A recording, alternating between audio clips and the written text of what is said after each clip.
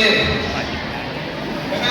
yang akan disampaikan langsung Al-Mukarram Al-Ustaz Muhammad Yusuf SOS MA.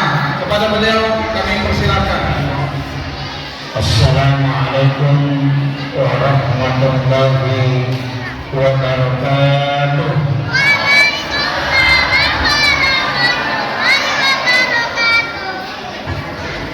Amin. Allahumma nawwir qulubana wa qulub jami'i man hadara fi majlisina hadha bi nuril ma'rifah wa ilmil mukashafah wal basirah wal iman wal islam.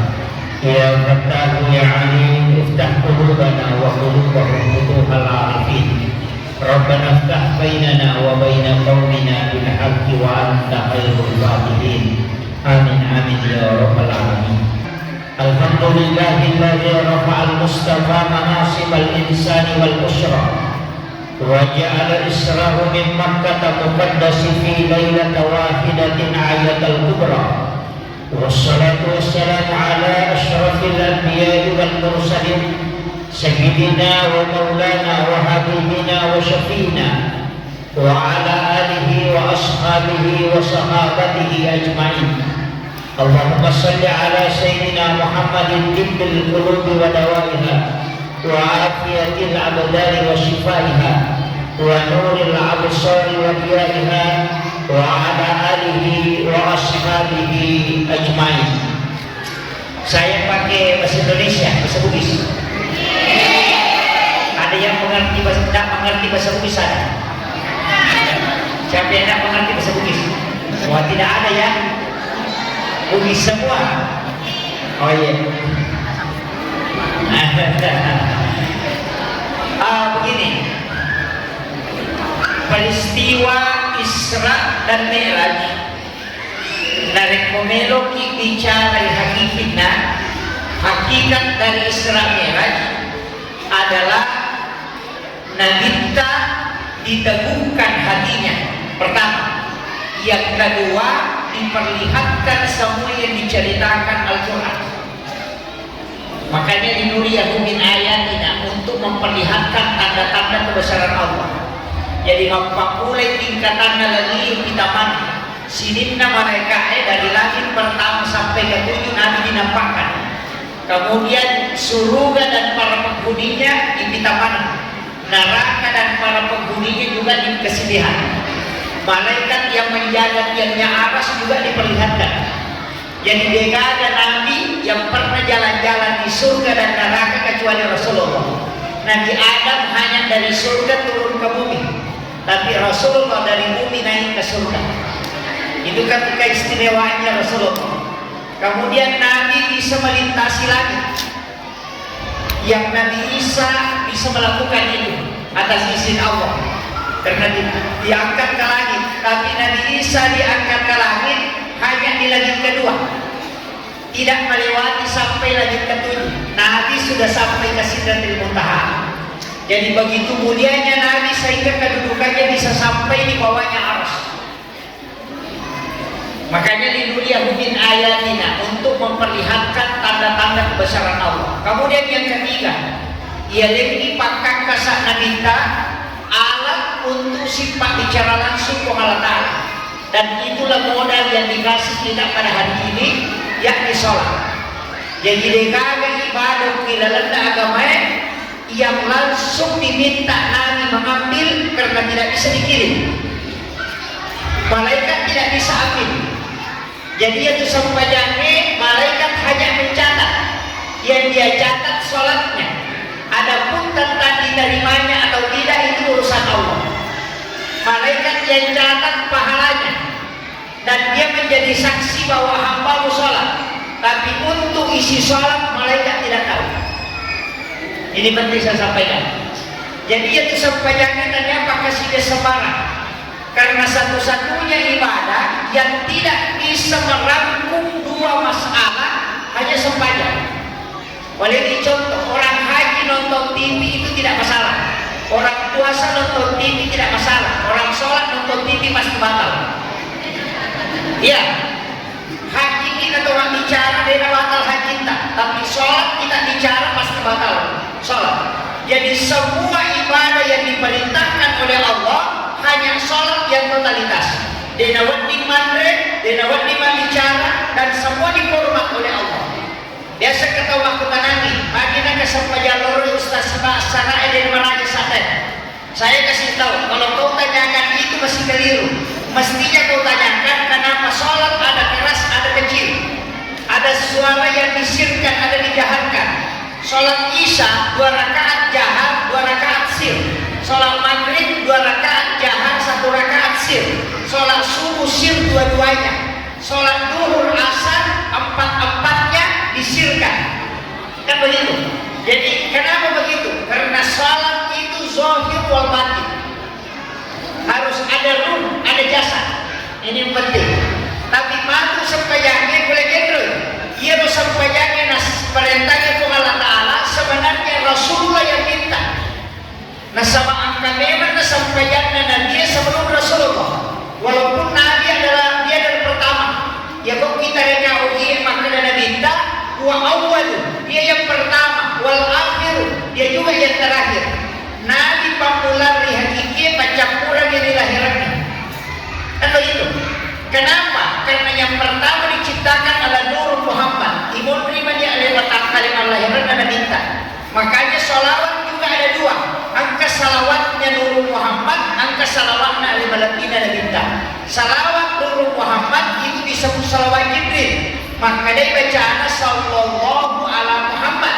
Yang salawatnya al-Malaikina dan minta yang sempurna Allahumma sholli ala Muhammad. Makanya sallallahu ala Muhammad itu fi'il madhi, bentuk lampau, karena dia pada jadi watak kalian dan minta masih nurnya itu sudah disolawat, disebutlah itu dengan solawat Jibril. Ini harus kita tahu dulu supaya tidak rancu nanti kalau kita bahas lebih jauh. Kemudian ia masih dengan minta di dalam Al-Quran memang mengatakan kada ja'akum minallahi nur wa kitabun mubin. Telah datang dari Tuhanmu nur. Itulah yang dimaksud dengan nur Muhammad. Wa kitabun mubin, dan kitab yang menerangkan. Imun dari Taurat, Injil, Zabur, Al-Quran belakangan. Yang ada dulu adalah nur.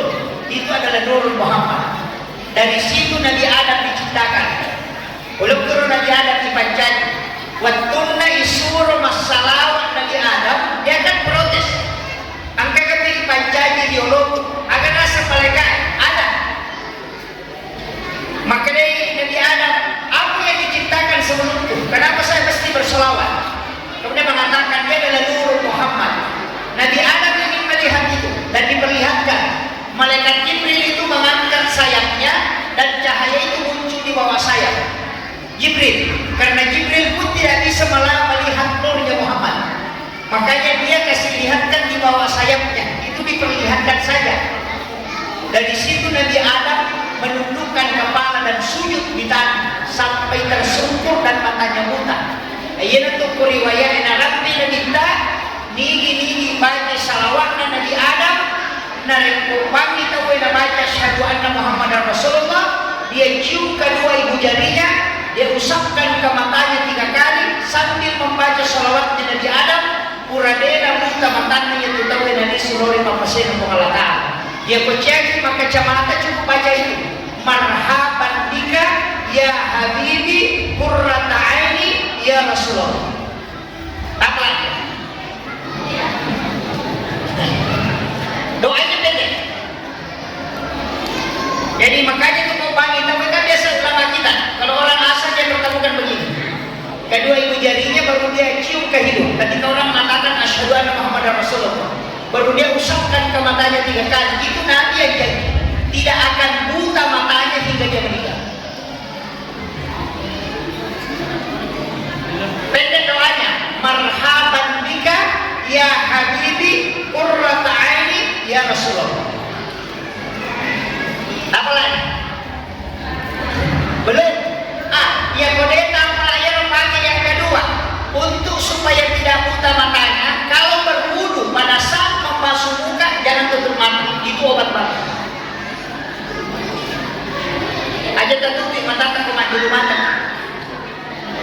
Itu apa? Kalau masih tidak bisa, pakai yang ketiga. Ada ayat di dalam Al-Quran ketika kita temukan Sabilul Basir, maka letakkan kedua ibu jari di atas ayat itu, kemudian letakkan ke langit-langit, baru baca sholawat, usapkan ke mata 3 kali, baru tarik sampai ke telinga di belakang, tekan. Kalau sudah bertemu, bacalah haula wala quwwata illa billah. Itu tidak akan buta dan tidak akan tuli kemudian dia meninggal.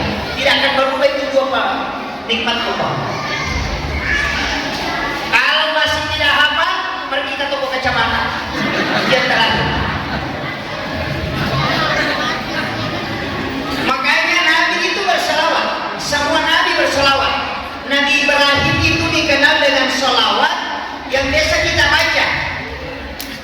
La ilaha illallahul malikul haqqul mubin Muhammadur Rasulullah shadiqul wa'dil amin.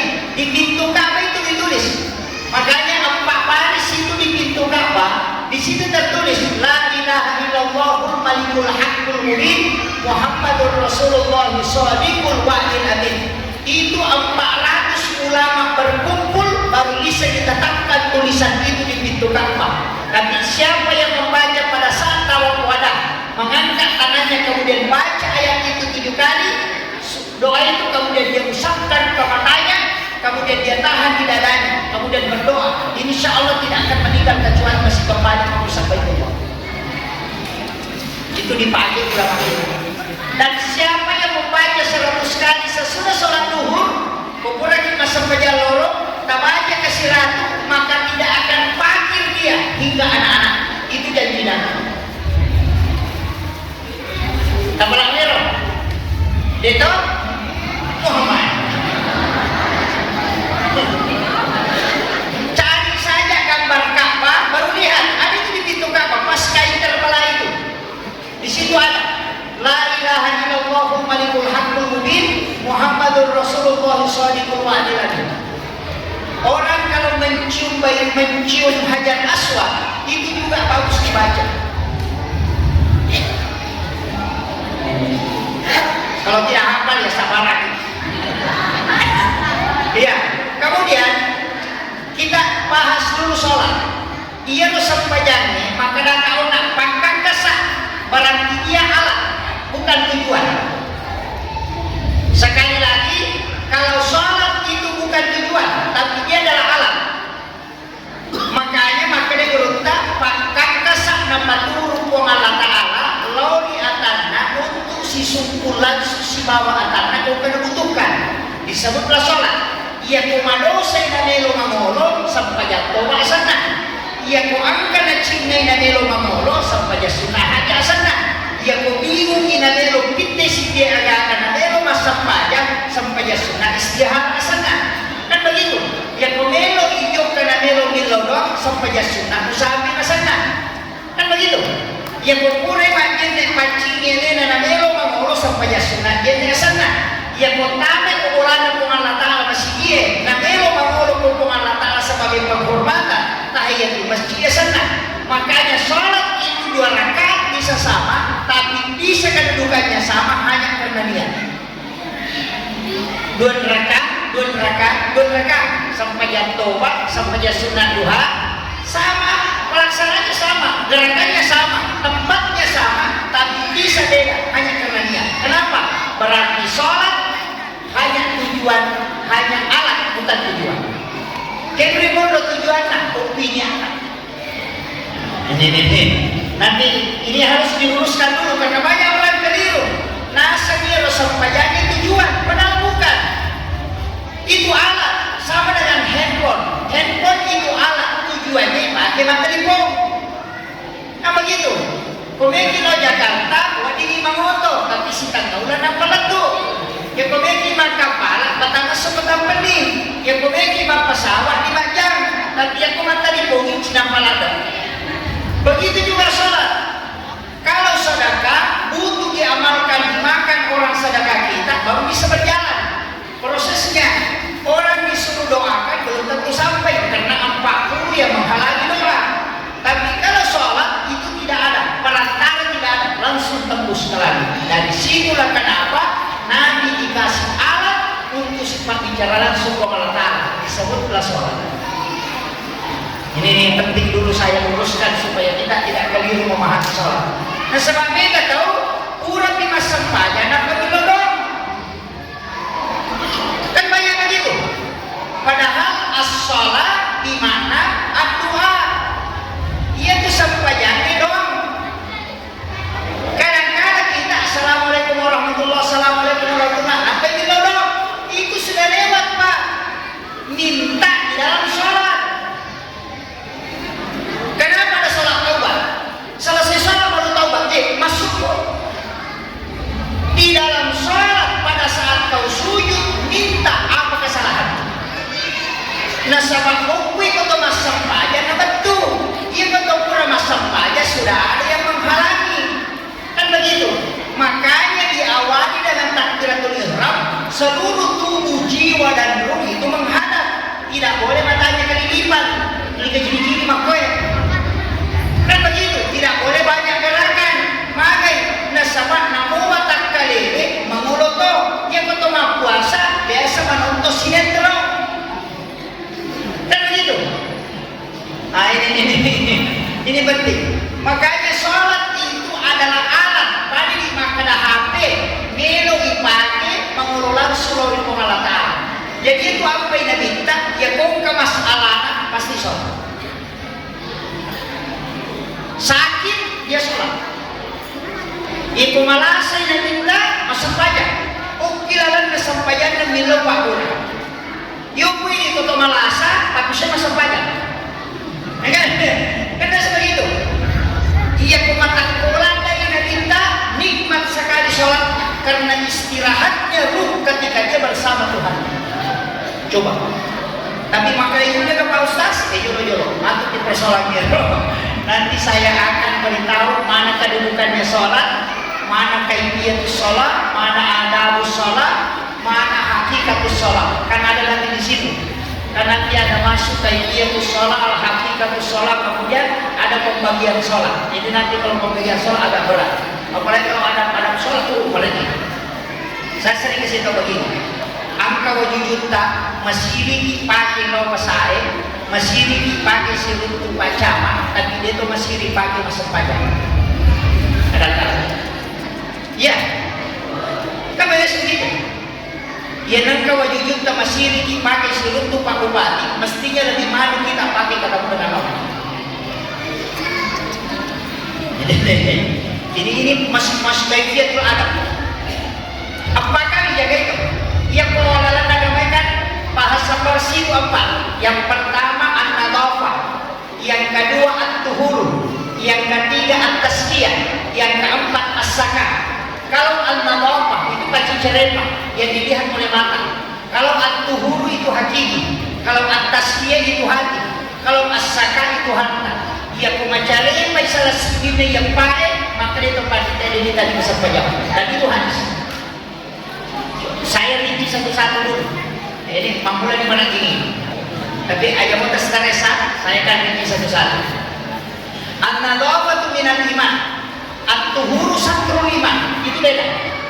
Ya kumakadai an-nadhafah berarti pacicerema. Ini dari mata. Najis itu an-nadhafah. Jadi pacipir bukan najis.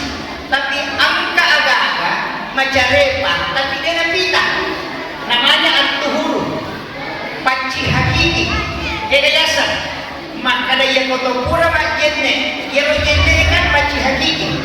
Tanya paci lahir. Apa ia kene paci lahir jene? Ia ko angka cari papolima, majene ini bisa. Bukan najis. Tapi itu tidak. Najis orang yang ada bulunya, kemudian terkena najis itu tidak batal bulunya. Pura kima jene, kalian jangan baru. Dia nak batal dia tak, cuma dia kira berdiri masa pajak, masa makan dijisikan ni, kan begitu. Kadang-kadang orang kurang majin ni, dia jangan balik, dia majin ni memang tidak usah berwudu. Nanti nak batal dia tak, ia mina batal, nanti metuki, buang air kecil, buang air besar. Lamas tubuh nisa, sigis sama kumrai, arwahnya makumrai yang bukan muhrim, termasuk istri bukan muhrim.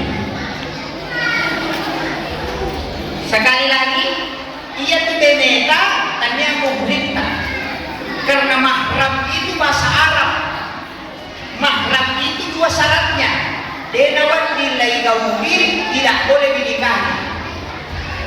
Itu disebut mahram. Makanya anak tidak boleh dinikahi, tidak boleh digauli. Saudara tidak boleh dinikahi, tidak boleh digauli. Bapak, ibu, nenek ke atas, itu semua tidak boleh. Makanya disebut mahram. Haram dinikahi dan haram digauli. Itu disebut mahram. Istri dinikahi dan digauli. Makanya bukan muhrim. Makanya kusigesai olina lakaya si baba ini tanpa pelapis. Menurut mazhab Syafi'i batal jendena. Nasabah istri bukan muhrim. Namanya hak tamlik, hak pakai, bukan hak milik. Paham? Jadi kau kemakmur maka kita saling memiliki. Oh tidak, salah itu.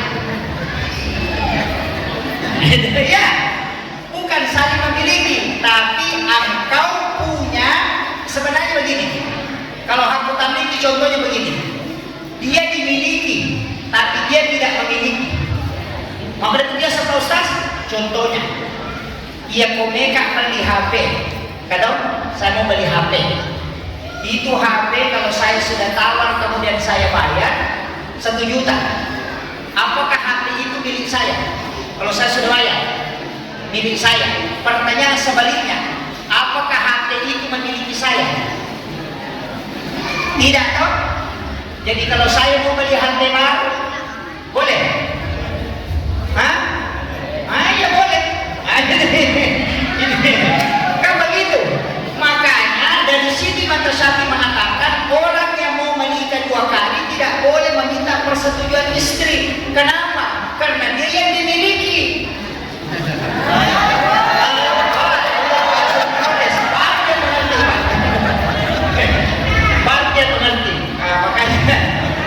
Makanya, tapi saya kan tidak permasalahkan. Cuma saya kasih tahu bahwa itulah pendapatnya Imam Syafi'i. Kenapa suami dan istri sentuhan batal wudu?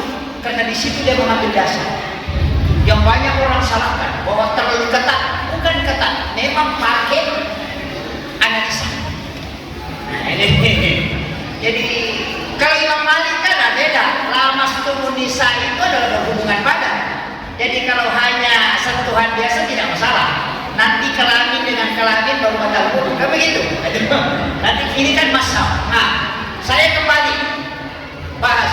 Jadi sebenarnya ia tuh jadi paci hakiki. Jadi maknanya patareka. Narik kuburai mau pakai makbal jennemu aja mau pakai masam pajak. Itu sudah pokok. Ini kalau hakikat. Ia kuburan ibu pakai macai, jangan pakai sholat. Itu sudah kotor. Ya nanti kaya sejak di wudu memperbaharui wudu. Ini at-tuhur ini. Apa makanya ternyata baci lahir? Kada mana yang dibersihkan kalau berwudu? Cuci kedua tangan. Nah sama ia ada dosa. Ia mata tangan. Ia tomat jalur-jalur. Kan begitu? Ia tomat jabur. Kemudian kumur-kumur, ia mereka tahu dosa. Nah, sama dia di mana nak? Maju mata, ini mata yang banyak dosanya. Apa yang ini lega ia ului pae, tak demo kue, dari mana dosa tahu? Apa aku mana di kamu dosanya? Perengkalinya pak kita bicara, pikiri aku mana di mulut, ia pulang gaya pak dari mana dosa tahu? Kan begitu.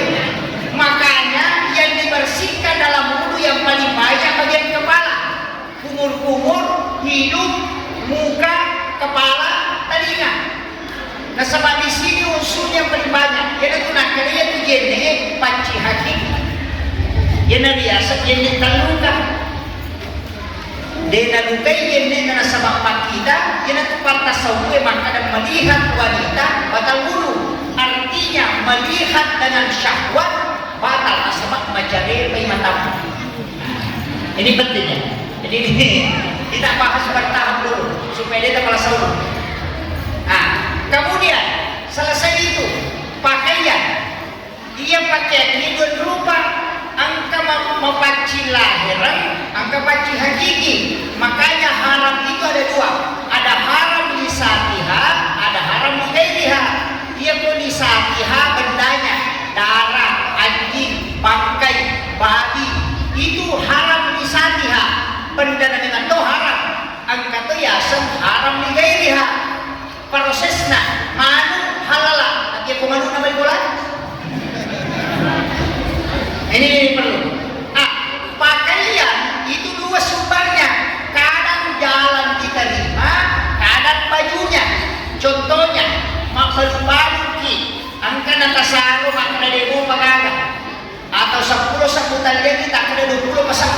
21 ini balik kita jual pakaian itu, hasil pembeliannya itu kita belikan baju, berarti di dalamnya ada uang haram.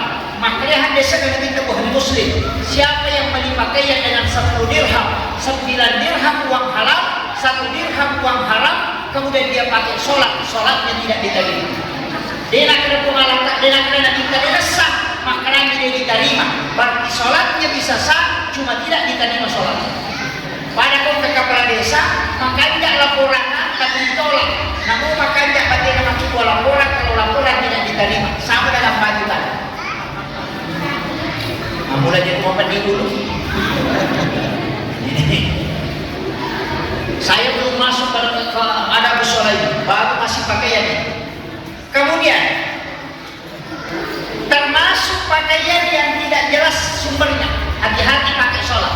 Makanya itu Nabi minta 2 baju sempajana, 1 baju kesehari-harinya, 1 baju besi, 1 baju dipakai tidur, 1 dipakai biasa sholat, biasa jalan. Makanya cuma pasang baju besi 1, baju sholat 2, 1 agak pendek karena dikasih hadiah kain, tapi untuk cukup 2 baju itu tidak sempurna. Makanya Nabi mengatakan tidak apa-apa pendek 1. Makanya ada baju pakaiannya Nabi itu agak tergantung sedikit. Ini penting. Makanya ini yang diikuti orang yang pakaiannya terlalu tinggi. Cuma ada lagi yang kelewatan, ya wadon tunan. Dan jadi masalah. Bid'ah juga itu. Nabi itu malu kelihatan belisnya. Jadi dia ketonang baju masulara, sebenarnya bukan celana. Nabi itu pakai sarung.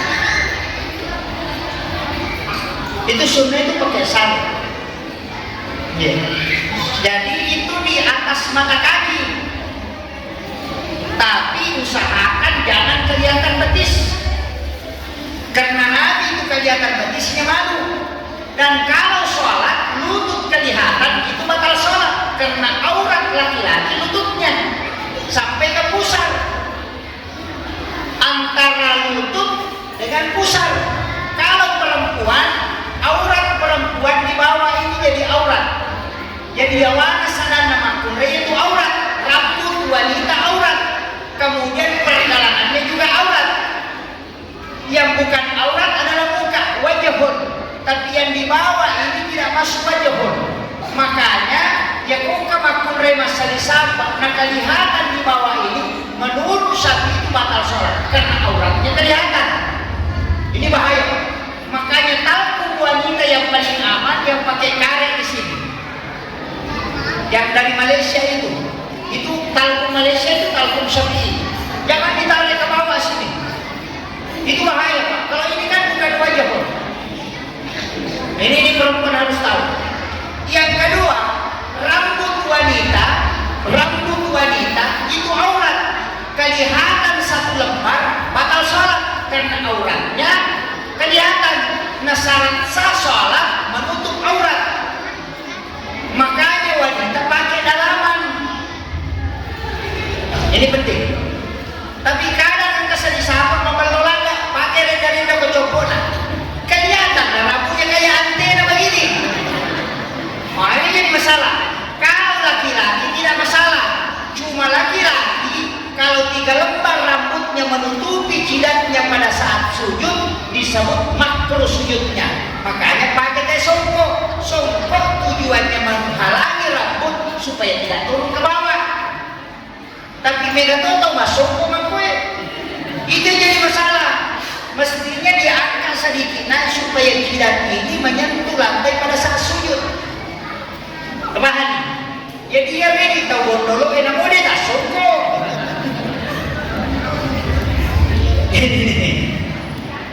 Makanya orang Arab itu sangat menggundul rambutnya supaya tidak ada lagi menghalangi ketika sujud. Jadi angkat tutup maka gigi masuk pajak dia masuk maka rusak pajak. Tadi hadis anak minta itu hadis dari Pablo Soko. Ini penting.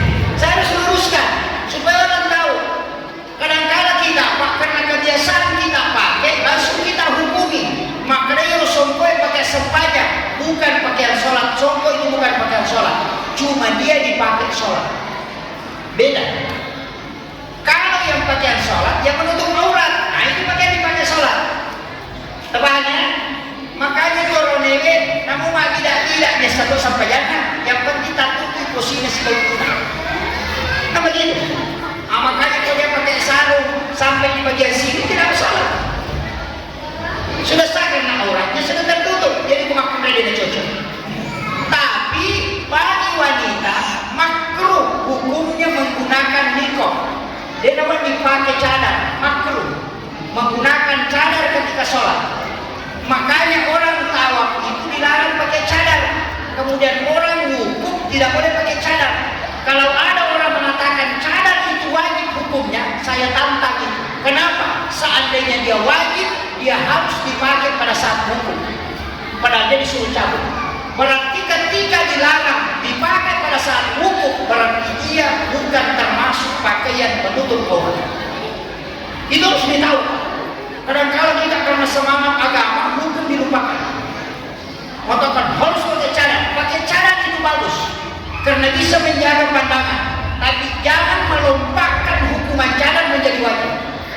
Tidak boleh, karena merubah hukum itu bahaya. Ini saya kasih tahu.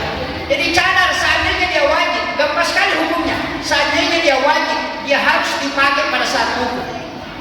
Pada saat tawaf dia harus dipakai. Itu disuruh bukan, karena tawaf itu sholat sunat dari masjid. Makanya orang yang pergi umrah jangan coba-coba secara langsung kalau tawaf. Kita sudah tawaf, sudah apa tawaf? Oh, sudah sholat. Ini kita tidak mengerti. Kalau kita di sini itu sholat sunat dari masjid. Kalau di Masjidil Haram kita tawaf 7 kali putaran. Kenapa 7 Pak? Sa'i 7 putaran, tawaf 7 putaran, rakaat sholat 17, ada angka 7. 7 hari kelahiran orang disuruh akikah. Kalau tidak sempat tambah 7 hari. Kalau masih tidak sempat tambah 7 hari. 7 tahun umurnya suruh dia sholat. Kenapa selalu angka 7? Itu ada rahasia. Ini ilmunya orang dulu, dan itu langsung dideteksi. Kalau ada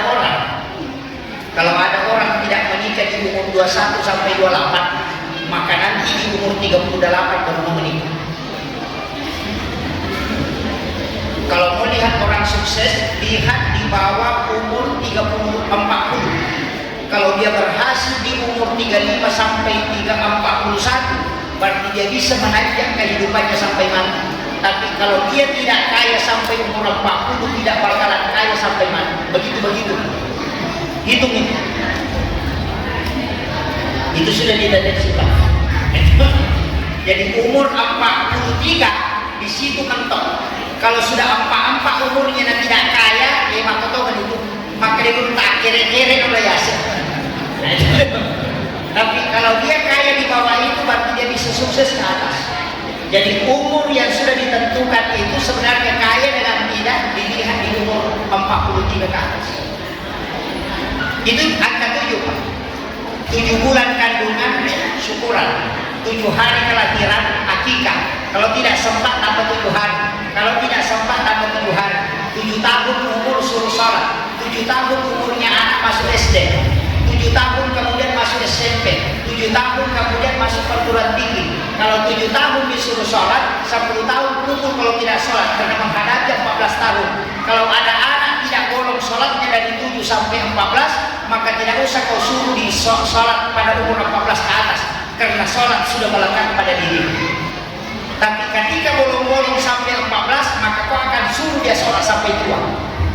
Itu karakter. Umur 21 suruh menikah. Kenapa? Kalau dia tidak menikah di umur 21 sampai 28, maka lihat nanti kalau umur 30 baru mau menikah, anaknya baru masuk SD, dia sudah 45 tahun. Coba. Itu harus dihidup. Ini makanya tapi ingat, di umur 41 sampai 47 itu ingin menikah kembali. Makanya di situ banyak orang menikah lagi. Iya, laki-laki perempuan sama, karena syahwat menikah muncul kembali. Ini ulama kita sudah tanya 43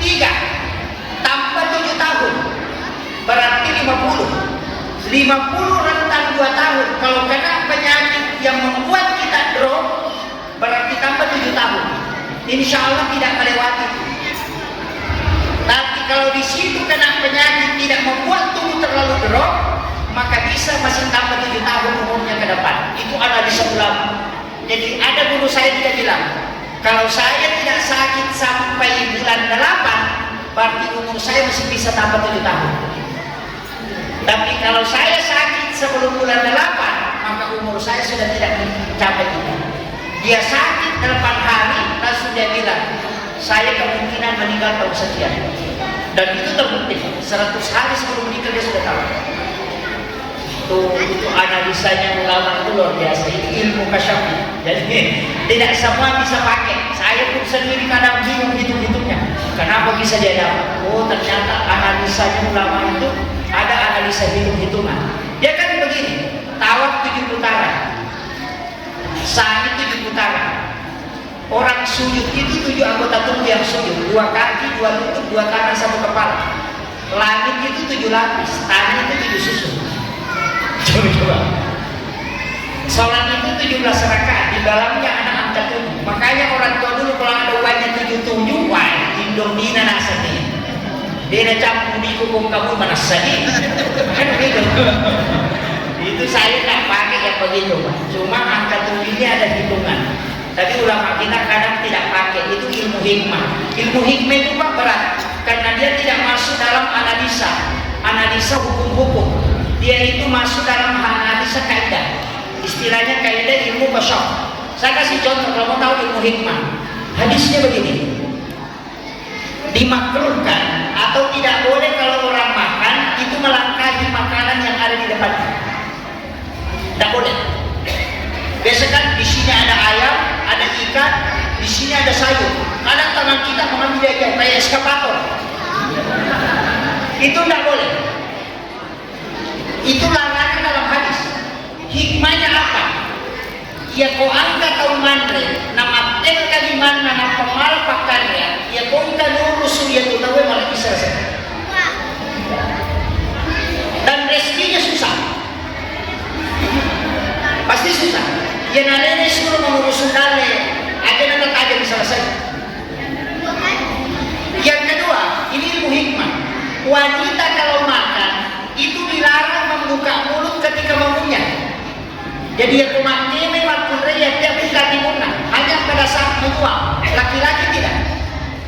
Apa bedanya laki-laki dengan perempuan? Kenapa dia dibedakan? Maka dia mengumandai arwahnya dia mereka tak buka timunah. Kalau mengunyah, perempuan tidak boleh. Kalau perempuan itu begini.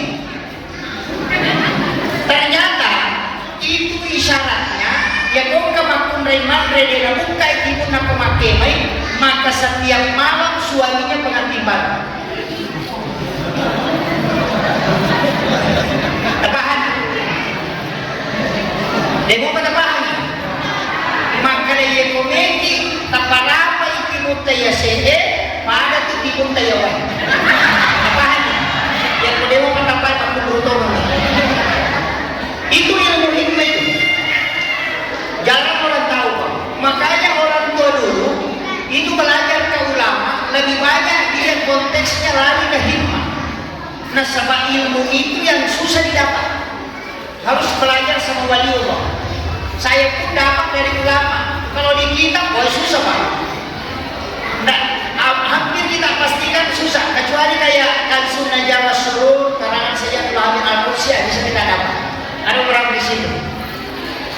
Tapi ilmu ini sangat dicari. Karena memang ilmu ini luar biasa. Ya otomatis tadi orang makadani, pemali, kan ada dong, pemali, pemali sandri okudong pintu pemali sandar di dalam pintu. Itu ada di kitabnya, di kitab Ta'lim Muta'alim, karangannya Imam Sanuji.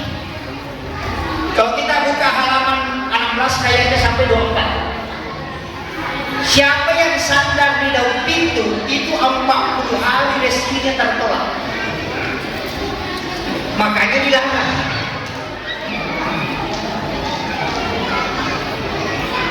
Ini untuk rezeki. Yang Dia di masari kawani, makanya teman-teman tak permadi. Itu larangan memang. Rasulullah melarang. Janganlah menyapu di rumahmu di malam hari, karena malaikat rahmat akan keluar. Itu tidak boleh. Ini. Yang ketiga, ini banyak. Jangan menggunakan pakaian yang sementara dipakai sebagai lap. Tangan dipakainya lulukan. Biasa kan HP dilapkan ke baju, kacamata dikasih lap di jilbab. Itu pantangan. Siapa yang menggunakan pakaian yang dipakai sebagai lap itu menolak rezekinya 40 hari. Yang paling parah, pakaian yang sudah dipakai dengan alasan mau dicuci kemudian dipakai melap, itu pantangan betul. Aja lalu terpakai masa padahal dia itu lebih licin. Dia biasa macam repot maka baju juta boleh pakai dari pertama tuh berapa baju dia menjadi sesat. Sisa kan kakak dulu dia diambil kemudian dijadikan lap, alasannya mau dicuci besok. Itu pantangan. Kecuali memang pakaian dijadikan lap tidak masalah. Maka pakai bekas yang dulu kan memang tidak masalah. Tapi kalau masih mau dipakai baru dijadikan lap, itu pantangan. Jangan sekali-kali. Dia boleh melecengin. Jangan membuka jendela sampai maghrib. Jadi yang pura asara tak tutup ikan atas si jendela. Jangan dibuka. Pakaian jangan bermalam di luar rumah. Nasabah jin akan tinggal di dalamnya. Termasuk menggantung pakaian di dalam kamar sampai bermalam itu non-rizki. Makanya diminta ditibaskan. Pokok di tahunan kata madaris di arona langsung mati. Itu jin pakaian. Maka dari nama langsung di arona itu jin pakaian. Terutama pakaian yang bermalam di luar rumah itu pantangan betul. Bahkan saya pernah dapat satu riwayat, jangan kau pakai kecuali kau cuci kembali. Ini ilmunya orang dulu itu. Maka kini boleh ini. Ini banyak orang tak tahu. Setiap matahari memerah, semua jin keluar untuk menyembah. Disebut tanduk setan. Makanya di matanya sepuluh hilang, maka nanti sunset. Anak-anak sekarang mengabadikan foto, padahal di situ sebenarnya kita dilarang keluar.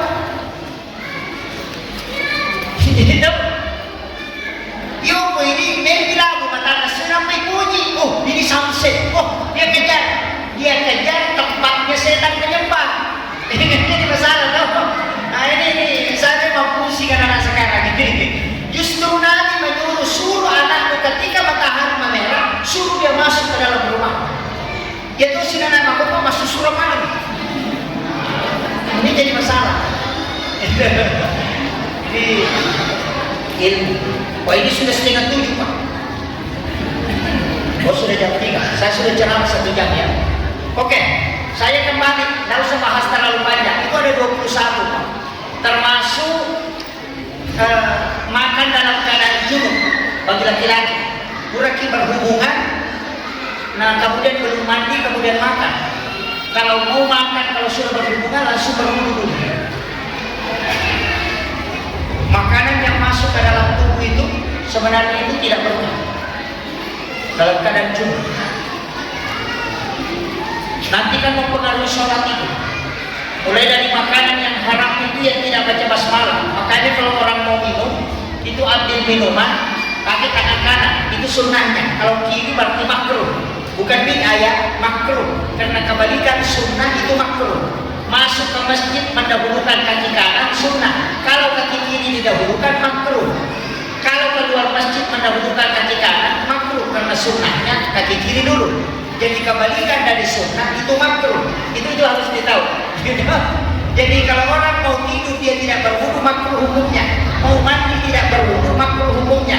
Mau makan tidak berwudu makruh hukumnya. Karena disunnahkan berwudu sebelum tidur. Disunnahkan berwudu sebelum memotong kuku. Mau minum pakai tangan kanan, baca basmalah, baru minum. Satu tagukan, baca Bismillah, baru talat, baca Alhamdulillah. Baru Bismillah lagi, baru talat, baru baca alhamdulillah, baru bismillah lagi, baru talan, baru baca alhamdulillah. Yang minum seperti itu selama air itu ada di perutnya, dia tidak melakukan dosa besar. Itu hikmahnya. Ini tata cara ini. Ini simpel-simpel aja sebenarnya. Tapi kadang orang tidak perhatikan. Jadi dia pernah minta nampak guru metoki, ya komeko selama pakai itu. Tidak melakukan dosa besar selama ini itu masih ada di perut. Dengan cara minum seperti itu tadi. Cuma kadang kita langsung selesai. Nah, itu. Nah, ada juga yang kedua, bismillahirrahmanirrahim, baru kasih masuk, ditelan 3 kali. Subhanallah, walhamdulillah, wallahu akbar. Baru baca alhamdulillah, baru telan ambil lagi 3 kali ditelan. Orang yang melakukan minum seperti itu tidak akan kena santet. Itu ada masing-masing ada. Makanya ulama kita dulu ajarkan. Kalau tidak bisa pakai, kalau tidak bisa Pak Ustaz. Kalau tidak bisa pakai cukup 2 ayat terakhir Quran surat At-Taubah. Laqad ja'akum. Kalau masih tidak bisa pakai basmalah 21 kali. Kalau mau tidur, bismillahirrahmanirrahim, bismillahirrahmanirrahim, bismillahirrahmanirrahim. Tutup semua ujung buku. Makanya 20, kemudian dipusat 1 kali. Orang yang melakukan itu tidak akan kena ilmu hitam. Yang kedua tidak akan diganggu jin. Yang ketiga rumahnya tidak akan terbakar. Yang keempat tidak akan kecurian barangnya. Yang kelima tidak akan kena banjir kecuali rumahnya di pinggir sungai. Itu jadi masalah. Iya. Itu makanya ulama kita dulu itu mengajarkan. Itu di kitab Fathul Muin kan ada. Nah, kemudian saya lanjut, ini sholat tadi. Sholat itu Pak Bu, karena dia Nabi sudah melihat para Nabi sholat, maka setiap tingkatan langit yang ditemui Nabi itu ada sholatnya. Makanya cuma Nabi yang tidak ada hukum sholatnya itu Nabi Adam. Dan di Nabi Adam itu tidak ada syariat, juga tidak ada hukum. Tidak ada dilarang mencuri. Di masa Nabi Adam tidak ada larangan mencuri. Bagaimana mau mencuri dan tidak ada orang? Kamu mana orang? Makanya tidak ada mencuri. Zina tidak ada. Nikah dengan saudara itu tidak dilarang karena memang saudaranya dia nikahi. Karena tidak ada orang, makanya hukum syariat tidak berlaku sama Nabi Adam. Nanti di masa Nabi Ibrahim baru ada perintah syariat langsung. Nah ini makanya nanti kan ada perjalanan. Karena kita itu sebenarnya Indonesia ini agak unik. Karena sukunya dia kena Mongol sebelah, Asia sebelah, kan sudah ada itu. Makanya kita kena kecil-kecil, kulitnya tidak terlalu hitam, tapi tidak putih juga. Ada yang sawo matang, ada yang matang betul. Gitu. Nah, kalau India itu kan Arab dengan Mongol gabung, makanya hidungnya tinggi, kemudian orangnya agak besar, tapi dia agak hitam sedikit. Kalau Pakistan kan sudah penganut dengan barat. Cuma kadang kalau kita orang Indonesia mau ikuti India, maunya gayanya India karena suka nonton film India, ya cukur alisnya kasih bengkok ke atas, ini jadi masalah. Kadang tanya ibu-ibu yang banyak, kalau laki-laki tidak banyak terpengaruh, dia mereka akan terpengaruh itu mampu mereka yang banyak. Iya. Seragam tidak mau selesai. Kalau ada pengajian langsung ada seragam. Stresnya Pak bukan karena materi ceramahnya, tapi stres karena belum lunas seragamnya, ganti lagi di kampung saya di Nompel. Tapi kalau ada anggota dewan yang kasih seragam, ambil. Iya, tapi harus dengan niat yang bagus. Sama tadi, ada sholat hajat, ada sholat taubat, ada sholat sunatatul masjid. Kalau dia kasih seragam, dia punya hajat. Saya sebenarnya mau maju jadi caleg, mudah-mudahan seragam ini sebagai sedekah, saya diberikan hajat saya diterima oleh Allah. Itu tidak masalah, karena itu doa. Kecuali dia bilang saya kasih, tapi ingat coblos nomor sekian, itu tidak boleh. Harus dibedakan. Jadi sogo dengan sedekah itu tipis sekali, tergantung dari niat. Titip doa ke orang itu boleh, hadisnya sahih kok.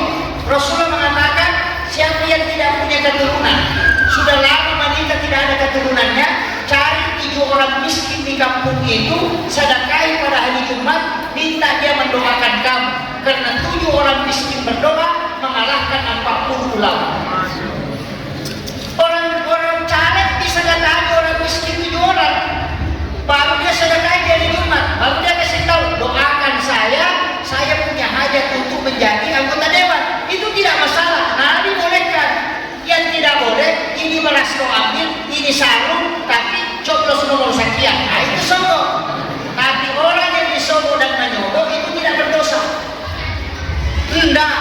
Kalau ada yang mengatakan berdosa, coba carikan hadisnya. Tidak ada hadis bilang disombong dan menyogok itu berdosa. Yang ada ar-raksi wal muhtasib binar. Yang disombong dan menyogok keduanya masuk neraka. Itu kan dosa.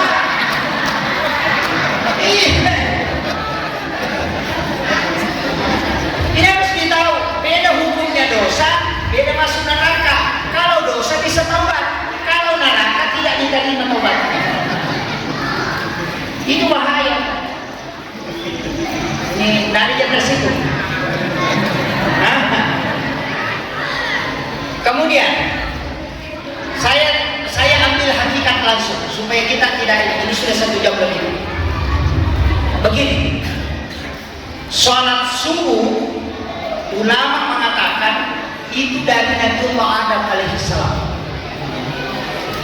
Karena Nabi Adam ketika dia bertaubat dan tidak diterima taubatnya selama 40 hari dia sujud di hadapan Allah, dan nanti dia menyebut nama Muhammad, baru dia diterima taubatnya. Karena pada saat dia mau masuk surga, dia melihat ada tulisan di pintu surga, La ilaha illallah Muhammadur Rasulullah. Nabi Adam berpikir, kenapa ada nama sesudah nama Allah? Berarti orang ini istimewa.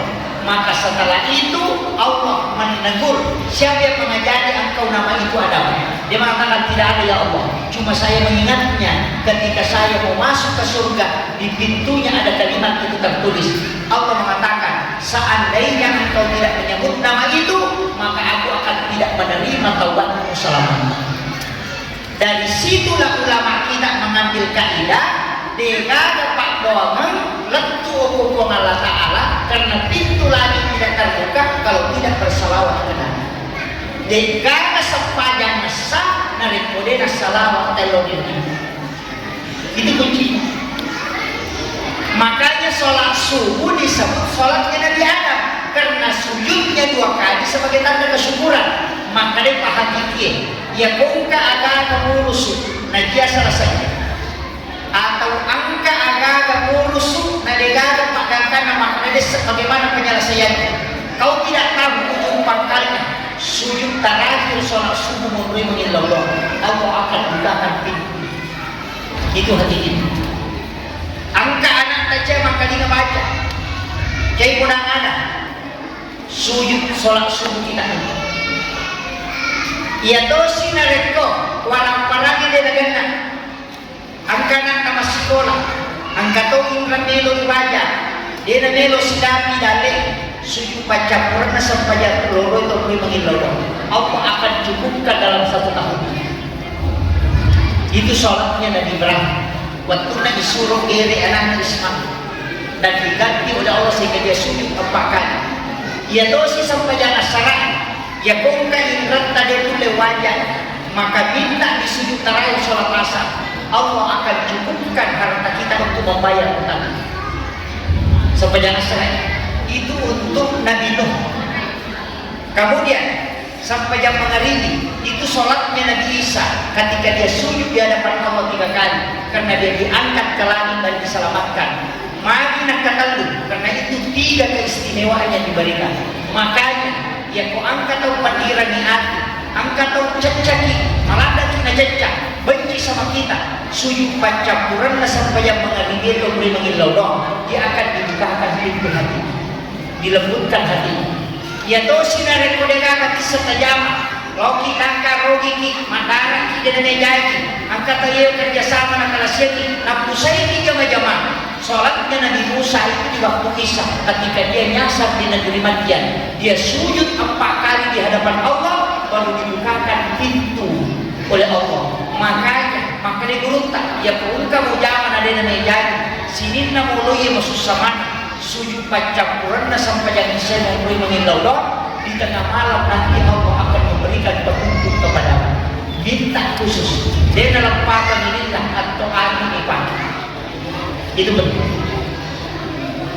Ini untuk sholat fardu. Ya to si ko sampai sunnah duha 2 rakaat pasti dakana watak kalian. 4 rakaat tidak akan miskin hingga dia meninggal. 6 rakaat masuk surga melalui babu duha. 2 rakaat pamasi. Banyak orang salah paham tentang duha. Dia duha 2 rakaat baru mau kaya. Oh, tidak bisa. Karena 2 rakaat hanya sedekahnya tubuh. 4 rakaat hadisnya baru mengatakan tidak akan fakir hingga dia meninggal. Kalau mau masuk surga melalui babu duha, maka lakukan 6 rakaat. Karena hadisnya 6 rakaat. Itu dia mengatakan, siapa yang sholat 2 rakaat di waktu pagi istiqamah, maka itu sedekahnya tubuh. Makanya dia tidak akan kena penyakit tulang. Kemudian siapa yang istiqamah sholat 4 rakaat di waktu pagi, maka dia tidak akan fakir hingga dia meninggal. Siapa yang sholat, ini hadis qudsi, siapa yang sholat 6 rakaat istiqamah di waktu pagi, maka dia akan masuk surga melalui babu duha. Dan siapa yang sholat duha dan 8 rakaat istiqamah, maka Allah akan menurunkan rahmat kepadanya. Itu kan kuncinya. Nah, yang terakhir ada satu sholat jangan ditinggalkan, sholat witir. Karena satu-satunya sholat yang dijamin sebagai waliullah itu sholat witir, bukan tahajud. Makanya ada disebut ahli witir. Orang yang berwitir sebelum tidur itu tidak akan diganggu jin sampai pagi. Itu jaminan itu. Makanya kalau orang sudah witir kemudian tidur dan bermimpi, pasti mimpinya isyarat, bukan gangguan jin. Kecuali tidur sesudah sholat subuh, itu jadi masalah. Kita biasa witir berapa rakaat? 9 rakaat, ada yang witir 9. Tidak ada. Padahal itu witir jalan pintas mimpi ketemu Rasulullah. 7 rakaat ada? Tidak ada. 5 rakaat? Tidak ada juga. 3 rakaat? Ada. Kalau 3 kerjanya 21 atau langsung 3? 21. Saya mau tanya, yang 21 niatnya apa? Yang 2 rakaat dulu. Usolli sunnatal witir rakaatain. Malah suruh itu malaikat. Wakatnya masa kerja sunnah ganjil 2 rakaat. Manakah?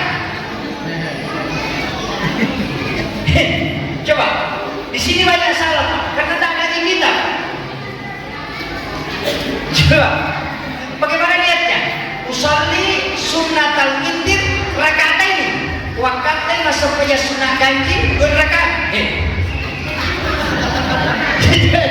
Coba, makanya kalau yang 21 dipisah, usolli sunnatal ma'al witri raka'ataini atau usolli sunnatas saful witir raka'ataini. Dari situ wasaffi wal witr itu dalam ayat. Makanya disebut wasaf wal witr. Perhatian 2 itu saful witr. Makanya kita mengatakan usolli sunnatas saful witr atau ma'al witri, bagian dari witir. Raka'ataini. Nanti yang satu usolli sunnatal witir rakaatan. Kalau satu, apa ini? Jangan usolli sunnatul witir rakaatan. Maka mereka jolo-jolo. Dia itu nak ganjil kedua karena balik. Malaikat bisa pusing itu Pak. Kayaknya usolli sunnatal saful witir rakaatain dari wasaf wal witir. Itu dari situ kuncinya. Assalamualaikum warahmatullahi wabarakatuh.